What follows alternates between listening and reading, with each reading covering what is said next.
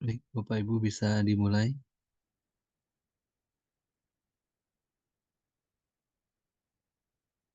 Suaranya terdengar, Bapak Ibu? Terdengar, Pak. Terdengar, Pak. Baik, saya izin mulai ya, Pak ya. Silakan, Pak. Baik, Bapak dan Ibu, kita mulai dengan tema untuk pertemuan kali ini terkait dengan konsolidator. Ya. Mungkin brief saja nanti Bapak dan Ibu ya. Karena konsolidator ini fungsinya ada di perusahaan break gitu ya, Bapak dan Ibu ya. Jadi tidak semua perusahaan break dia menjadi konsolidator.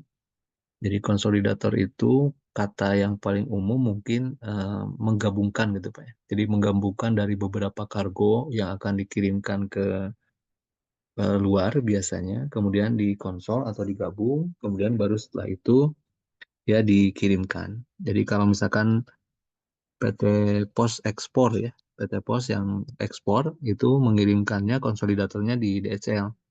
Nah, itu yang dilakukan perusahaan Preg DHL sebagai perusahaan yang menjadi konsolidator. Nah, baik Bapak dan Ibu, ini konsolidator ini adalah perluasan dari service freight forwarding ya. Kalau Preg-nya ini hanya menjalankan tadinya dia berperan sebagai agen saja yang melakukan pengiriman dengan menguruskan dokumen-dokumen misalkan ekspor ataupun impor. Tapi kalau dia berfungsi sebagai konsolidator, dia berperan sebagai prinsipal, bukan lagi sebagai agen, tapi dia nanti yang membuat eh, menjadi pemeran utamanya.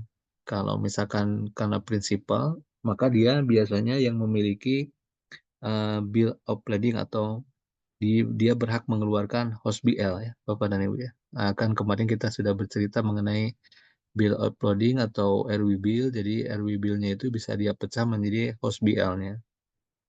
Nah, pada intinya ini adalah biasanya disebut kalau di layanan provider itu adalah non-vessel operating common carrier ya atau NPOCC. Mungkin Bapak dan Ibu pernah mendengar ini. Ini kalau pengirimnya melalui laut ya, Bapak dan Ibu ya. Nah, prakteknya ini menggabungkan fungsi-fungsi shipper sama carrier. Jadi pembawanya dia dikonsolidasi kalau misalkan dia ada biasanya kebanyakan sih LCL ya, Bapak dan Ibu ada konsolidasi muatan. Kemudian juga ada konsolidasi untuk pengiriman barang-barang yang memang FCL. Jadi digabung dalam satu shipping ya. Nah, ini biasanya masuknya ke NPOCC. Nah, berikutnya Bapak dan Ibu. eh, Secara umum forwarding itu dibagi tiga kalau dalam hal pengiriman. Jadi ada yang dia operator intermodal transport secara penuh, ada juga non-vessel operator, kemudian ada NPOCC yang tadi. Nah, kalau yang operator intermodal yang penuh ini, dia biasanya melaksanakan berbagai jenis angkutan dengan cara door to door. Jadi satu dokumen intermodal gitu ya. Dia dokumennya satu intermodal ya. Nah, kemudian untuk yang non vessel operator, dia biasanya operator muatannya mengurus pengangkutan dari mulai pelabuhan ke pelabuhan dengan membuat dokumen ocean bill of lading-nya. Nah, terkait dengan ini,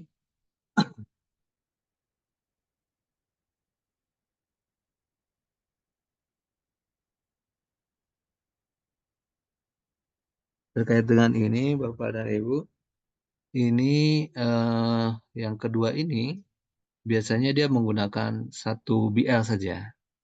Nah, kalau yang nomor 3, seperti yang tadi disampaikan, dia cirinya bisa mengeluarkan host bill of lading atau host BL, ya, atau piata billing of lading. Nah, ini ada 3 yang kategori dari freight forwarder yang berbeda dari berbagai pelayanan. Jadi kalau di bahasa pasarnya, Bapak dan Ibu, kalau ada orang yang pesan menggunakan NPOCC, biasanya yaitu dilakukan dia menggabungkan banyak hal dan dia menjadi prinsipalnya. Nah, kemudian dari sisi definisi konsolidasi sendiri, ini karena dia bergabung di dalam perusahaan proyek sendiri, gitu ya, Bapak dan Ibu. Tadi saya menyampaikan bahwa konsolidasi itu penggabungan. Sehingga di sini yang paling mudah ini biasanya adalah LCL. LCL itu kalau Bapak dan Ibu di kontainer ada full container load, ini ada list container load ya. Ini yang menggabungkan dari beberapa pengirim. Manggilnya bisa LCL, bisa konsolidasi, bisa juga group page ya. Artinya akan sama. Tapi yang sekarang yang lebih menarik lagi, LCL-nya memang di dalam satu kontainer, tapi yang menarik lagi, seperti yang impresisi itu, biasanya satu kapal itu biasanya satu prinsipal. Nah, yang biasanya yang seperti itu ya beberapa perusahaan yang memiliki shipping line biasanya. Nah, bagi shipping line, LCL ini adalah bisnis sampingan karena FCL-nya adalah service. Jadi list container load itu atau yang digabung-gabung atau yang konsolidasi karena harus nunggu banyak kiriman baru digabung gitu ya, sehingga di dalam FCL. Nah, bisnis bagi shipping line itu sebutnya FCL. Nah, kemudian freight forwarding ini disebut juga konsolidasi atau group page karena dia biasanya menerima muatan-muatan kecil. Jadi kalau kemarin ada yang menyampaikan di PT Pos, ada yang mengirimkan, saya mau mengirimkan hanya 30 kilogram gitu ya. Nah, itu pasti pengirimannya nanti dikonsol atau digabung ya dengan sistem LCL gitu ya.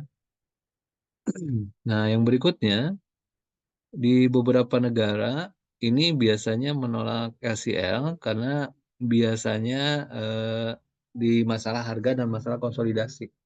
Karena untuk memuatnya memang butuh tambahan effort dan kemudian harus ada pemuatan di gudang gitu ya, Bapak dan Ibu. Nah, masih dengan definisi yang sama, yang membedakan di definisi ini ada beberapa kunci ya, Bapak dan Ibu. Jadi yang pertama assembly of small parcel of cargo gitu ya. Jadi dari barang-barang yang kecil yang kemudian dikumpulkan, dia berlaku untuk berbagai consignee. Jadi bukan hanya pengirim dan penerima saja, tapi juga berlaku untuk pengirim yang banyak pengirim untuk banyak penerima gitu ya, tapi barang-barang yang kecil. Lebih jelas mungkin lewat gambaran di sini Bapak dan Ibu ya. Ini contohnya dari beberapa shipper, kemudian dia digabung di shipping line, kemudian ini ke satu consignee. Ini berarti namanya buyer consolidation. Kalau yang seller consolidation, ini biasanya dimulai dari shipper, kemudian shipping line, ini berbagai buyer. Jadi ada dua fokus ya Bapak Nabi ya. Jadi dimulai ada yang dari banyak shipper dikirim ke satu consignee, ada juga yang dari satu pengirim ke berbagai buyer atau consignee. Seperti itu. Ini gambaran yang umum terkait dengan ini. Kemudian ada juga ini freight forwarding consolidation. Ini contohnya ini freight forwarding ya Pak. FF itu freight forwarding Bapak dan Ibu. Kemudian yang DN ini dalam negeri, LN itu luar negeri. Jadi kalau misalkan ini berbagai shipper, juga ini berbagai buyer, maka konsolidasinya ada di sini, di perusahaan preg-nya, sebelum masuk ke shipping line. Begitu keluar dari shipping line, maka dia akan juga dikonsolidasi untuk dibagi-bagi menurut buyernya. Nah, ini yang dilakukan di eh, di proses konsolidasi. Nah, yang berikutnya, kalau ini ukurannya berdasarkan buyer ya, mungkin di satu negara Bapak dan Ibu ya. Nah, ini yang lebih advance lagi. Ini shipper dari berbagai shipper, ini ada multi country. Jadi konsolidasinya di berbagai negara. Nah, ini contohnya ada Bangkok, Hong Kong, Osaka. Nah, ini biasanya multi country ini terletak di bandara atau di pelabuhannya, Bapak dan Ibu ya. Jadi kalau di Bangkok ada pelabuhan di Bangkok, ada juga bandar udara di Bangkok. Kemudian di Hong Kong juga sama, di Osaka juga. Jadi ini biasanya terletak di terminal kapalnya atau di terminal di pesawat. Sampai sini Bapak dan Ibu kira-kira eh, ada komentar atau diskusi sebelum saya lanjutkan?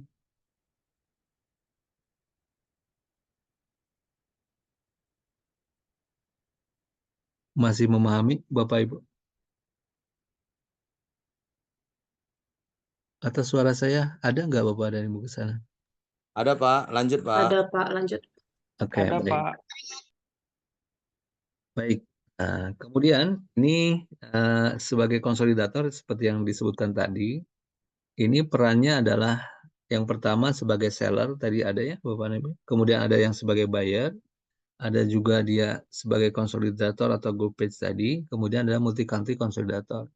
Sehingga Bapak dan Ibu tidak jarang kalau perusahaan multinasional, dia akan memiliki cabang di setiap negara karena fungsinya seperti itu. Jadi kalau ada perusahaan logistik, bagusnya gitu Bapak dan Ibu ya, ada 2, yang pertama ada logistiknya, kemudian ada forwarder-nya, karena di sana akan berbagi peran. Kalau logistiknya dia ada untuk mendapatkan, customer mengenai untuk pengangkutan, tapi dari sisi dari sisi forwarder-nya dia yang akan menguruskan bagaimana barang-barang itu dikirimkan dan lain-lain. Nah, apa keuntungan dari konsolidasi ini? Yang pertama bagi shipper memang ini mendapatkan price yang lebih rendah, karena kalau digabung akan lebih murah dan akan lebih, eee, masuk gitu ya harganya. Kemudian, shipper cukup berhubungan dengan forwarder saja. Untuk, masalah rute dan lain-lain itu, akan ditentukan oleh perusahaan forwarder-nya. Nah, kemudian yang ketiga, forwarder juga mampu menawarkan door to door service. Jadi seperti tadi kalau di gambar yang awal ya, Bapak dan Ibu, yang ini, dia bisa langsung ke buyer, dari mulai shipper kemudian buyer. Jadi nanti shipper tinggal berhubungannya aja dengan buyer. Kalau untuk proses yang di dalam sini dikelola seluruhnya oleh forwarder. Ini yang memudahkan bagi buyer-nya. Kalau multi country juga sama seperti ini, ya. Nah, sehingga keuntungan ini menjadi banyak diambil, sehingga, kalau mereka, customer-nya banyak, ya memang lebih baik mereka melakukan konsolidasi. Yang berikutnya ini, bagi carrier ya, kalau tadi bagi shipper, ini bagi carrier. Ini tidak perlu mengurusi muatan-muatan kecil, karena dia udah digabungkan tadi oleh forwarder-nya.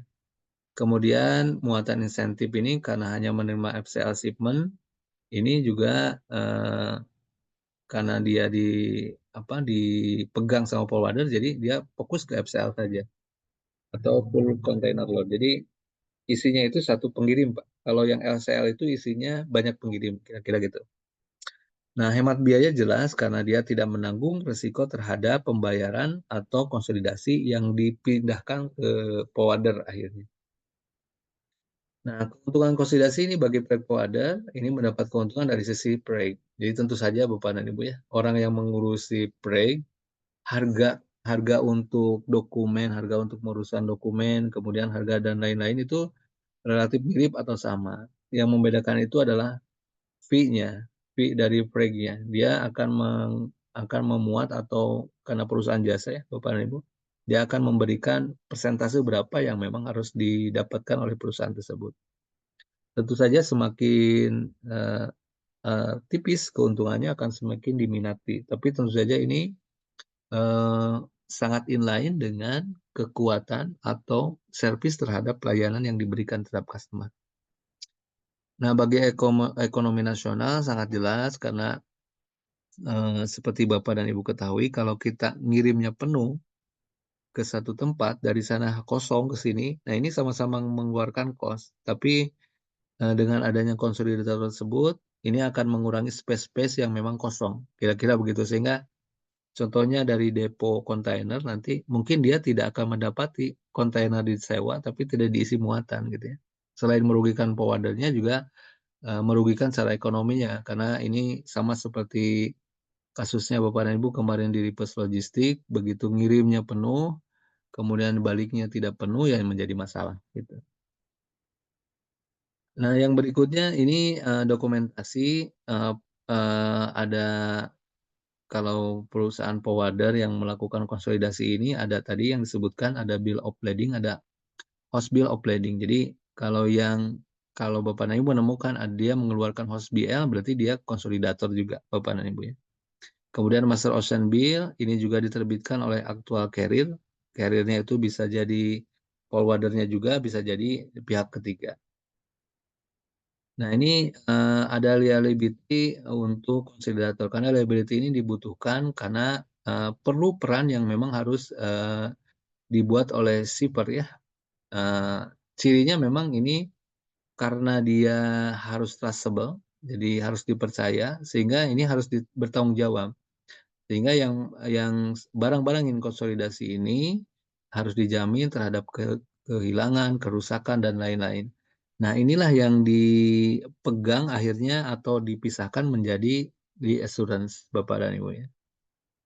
Nah, kemudian ini forwarder juga biasanya dia tidak bisa menanggung resiko sendiri, maka dia menerbitkan semacam sertifikat asuransi yang memang dijaminkan oleh beberapa perusahaan asuransi.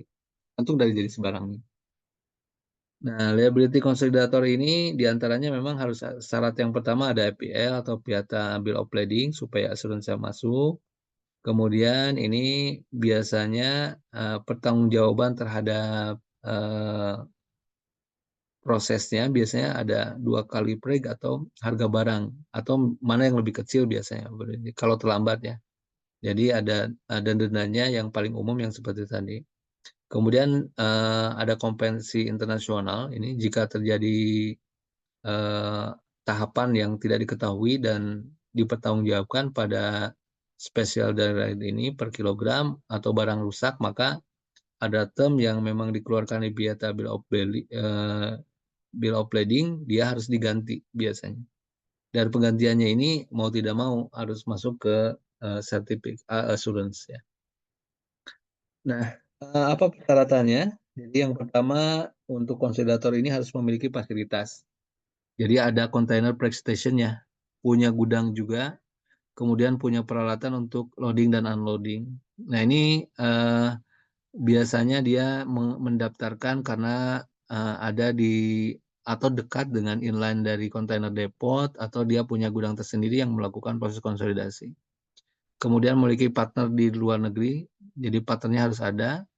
Kemudian ada tenaga expert di bidang keuangan dan asuransi. Kemudian karyawannya juga ahli di bidang packaging, staffing, dan lain-lain. Kemudian ini memiliki kontrak jangka panjang dengan aktual carrier-nya. Karena yang harus menjamin terhadap tadi dia harus memastikan bahwa angkutannya menjadi lebih murah, gitu ya, Bapak dan Ibu. Oke, sampai sini Bapak dan Ibu yang ditanyakan. Jadi kita sudah mengetahui apa itu konsolidator, kemudian jenis-jenis konsolidator yang ada di perusahaan preg, kemudian keuntungan dan kerugiannya, kemudian ada tanggung jawab atau liability dari konsolidatornya seperti apa, dan ini ada persyaratan yang digunakan atau kalau dia akan memasuki di konsolidator sebagai perusahaan preg. Sampai sini ada yang ditanyakan Bapak Ibu?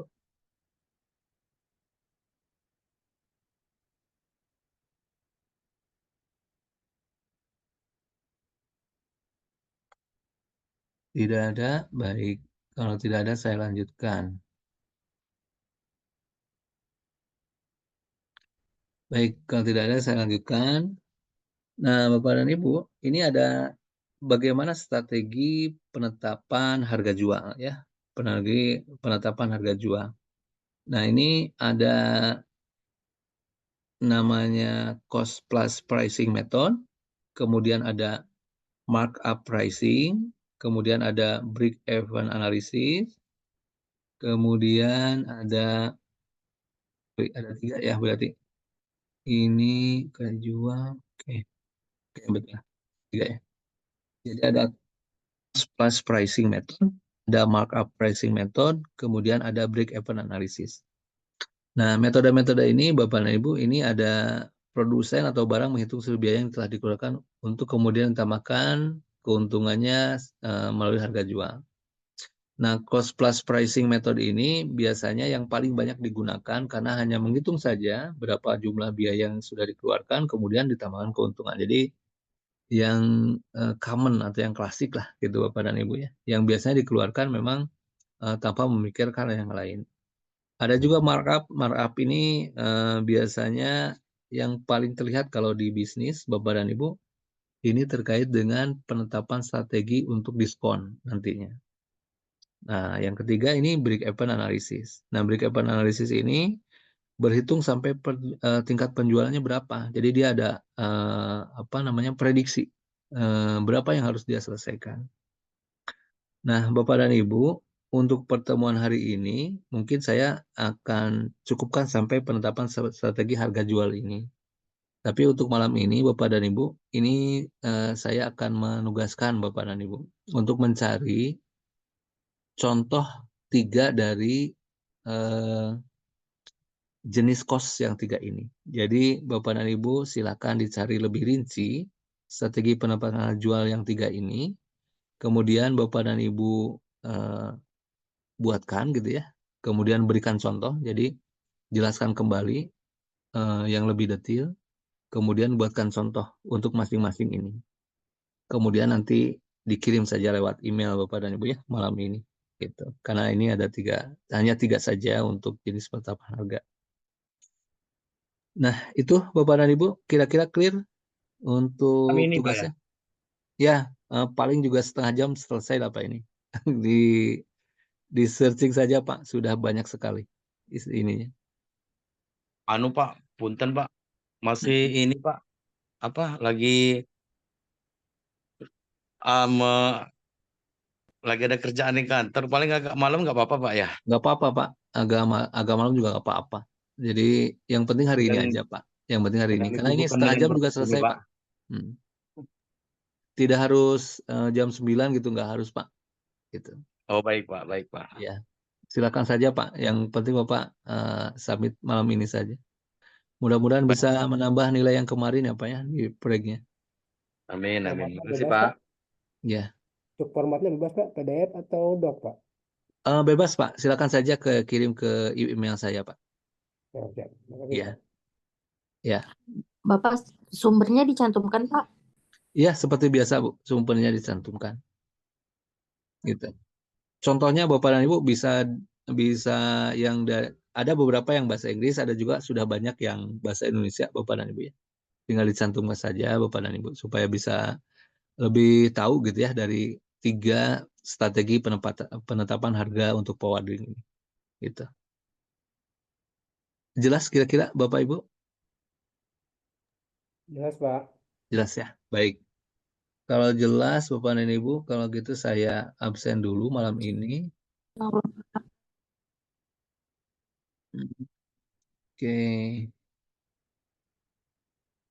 Yang pertama ini Pak Renal ada?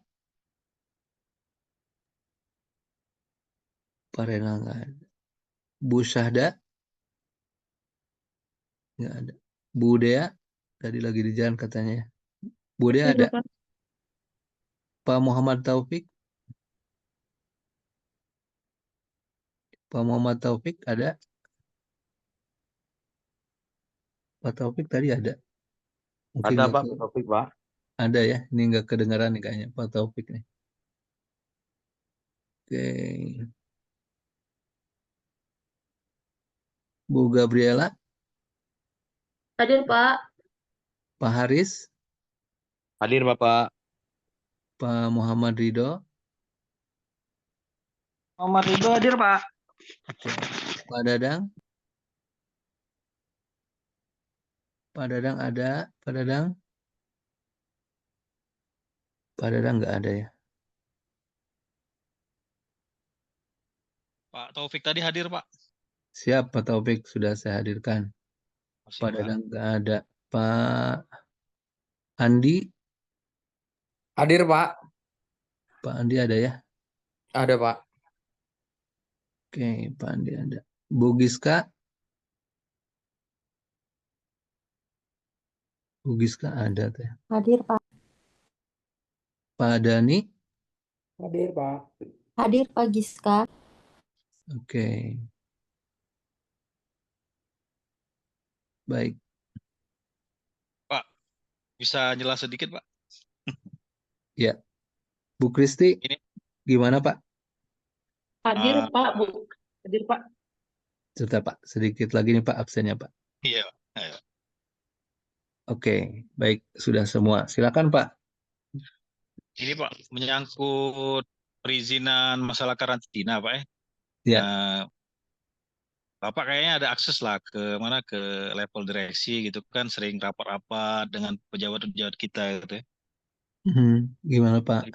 Itu Pak, minta masukan Pak. Kalau bisa Pak, bisa nggak kita tuh ngadain space buat petugas karantina itu ditempatkan di KCU aja Pak. Oh gitu, ya ya ya. Iya Baik Pak, Pak, baik. Pak, karena terus terang aja Pak, kalau di Palembang ini Pak, Mhm.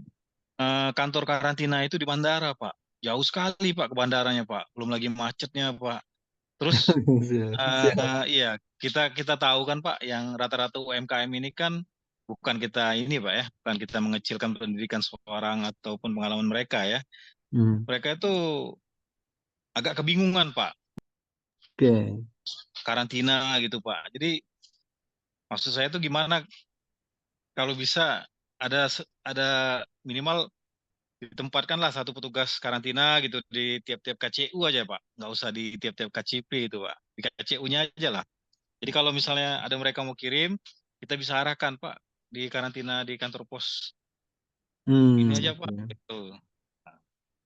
Baik, baik Pak. Nanti saya coba telusuri dulu Pak ya, kalau di PT Pos kebijakannya seperti apa. Nanti mungkin kami coba bandingkan dengan di tempat yang lain, sehingga Ya nanti Pak. bisa menjadi benchmark mungkin Pak ya, untuk Iya. menyampaikan ke pimpinan gitu Pak. Jadi kesannya Pak, pengiriman ke luar negeri lewat pos itu nggak ribet Pak itu Pak. Bisa dibantu lah gitu kan. Dibantu tapi positif gitu kan, bukan yang gimana-gimana gitu kan. Siap, siap Pak, siap, siap, siap. Saya paham Pak, siap, siap. Insya Allah Pak, nanti mungkin saya akan coba diskusi dulu Pak nih dengan pimpinan pos ekspornya nanti Pak. Ya. Terima kasih Pak Izin ya. Pak menanggapi Pak Topik. Siap, Ya. Mangga. Pak di KCU Bengkulu malah udah ada Pak space, memang ruangan khusus dari karantina ini Pak ya, dari karantina Pak. Ya sudah ada ya di Iya Pak, di KCU Bengkulu Pak. KCU-nya udah ada ya Pak? Udah di kita. Oke, oke, oke. Ya, mungkin Jadi memang di kantornya dekat bandara ada kan, tapi di KCU pun mereka buat sendiri orang karantinanya. Minta Oke, oke. kantor, mereka bikin space sendiri, mereka yang menyiapkan alat segala macam kan, termasuk meja-meja mereka yang menyiapkan. Mereka hanya minta ruangan aja, gitu Pak. Oh, baik. Iya, Baik kalau Pak. di Palembang belum ada nih. Nggak tahu kalau di kantor pos yang lain ada nggak? Kalau misalnya belum ada, kayaknya perlu disamakan lah dengan yang Bengkulu kan. Kayaknya Nah positif itu dia gitu. Pak, itu dia. Siap. Kalau setahu Dari saya di kan malah Bandung, lebih tinggi kelas ya, KCU Palembang kan daripada ke Bengkulu kan. iya ya. Iya, benar. Kalau di Bandung ada sih Pak, di KCU-nya ada kalau di Bandung. Karena bandaranya biasanya ada dua di Soekarno-Hatta. Terus sekarang itu terbagi-bagi Pak, ada yang ke Soekarno-Hatta, ada juga yang ke Majalengka nih Pak kalau di Bandung. Nah, nanti kita coba ini Pak ya, coba lihat dulu Pak ya, mungkin dari sisi kebijakan di pos ekspornya ya Pak ya. Iya. Baik. Baik, terima kasih Pak Taufik, Pak Haris atas ininya. Kemudian Sama. Bapak Ibu ini melanjutkan presentasi yang udah yang biasa kita lakukan ya Pak ya. Ini untuk minggu depan, Budaya apakah bersedia Budaya? Budaya udah belum ya Budaya? Belum, Bapak. Oke. Budaya ini untuk minggu depan Bu, topiknya kita akan masuk ke kontainer Bu, kontainer kita ambil yang kontainer untuk yang darat Bu. Bagaimana kita cara konsolidasi atau muat barang di dalam kontainer Bu. Baiklah, Pak. Muat barang untuk kontainer. Jadi Ibu nanti jelaskan dulu mungkin dari kontainer yang 20 feet, yang 40 feet, yang 45 feet, mungkin juga ada yang lost container gitu Bu ya. Kemudian nanti bagaimana cara pemuatannya. Itu aja Bu. Bu Dea. Baik, Pak. Baik. Baik, Bapak dan Ibu, terima kasih. Saya tunggu untuk yang itu ya. Boleh setelah Bapak beraktivitas saja. Nanti saya pikir waktu saya searching Bapak dan Ibu cepat sekali. Itu sudah banyak sekali literaturnya. Nanti Bapak tinggal itu aja dibaca dulu, kemudian nanti dikopikan, tuliskan sumbernya. Gitu Bapak dan Ibu ya. Baik Pak, agak malam saya paling Pak. Boleh nggak apa-apa, Pak? Terima kasih Bapak dan Ibu atas kehadirannya. Saya cukupkan dulu. Assalamualaikum warahmatullahi wabarakatuh. Selamat malam Bapak dan Ibu. Waalaikumsalam Pak. Halo Pak. warahmatullahi wabarakatuh. Izin Terima kasih keluar Pak. Pak. Terima Ya, kasih, Pak. Pak. Terima kasih, Pak.